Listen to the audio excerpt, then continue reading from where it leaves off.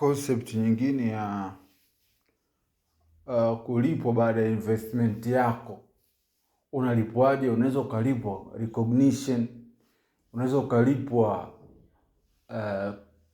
kutajwa, unaweza ukalipwa kupewa airtime, unaweza ukalipwa vingi vitofauti tofauti, unaweza ukalipwa platform, unaweza ukalipwa networking, unaweza ukalipwa wewe network na mtu fulani ambaye wewe hukuweza kumpata, unaweza ukalipwa mentality, si ndio?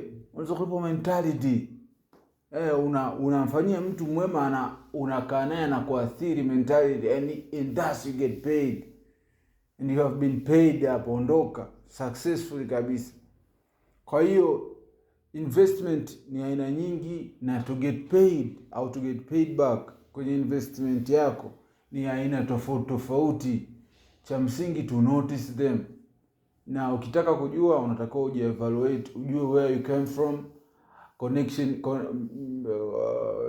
networking yako ilikuwaje na sasa hivi uko wapi, mentality yako ilikuwaje sasa hivi uko wapi.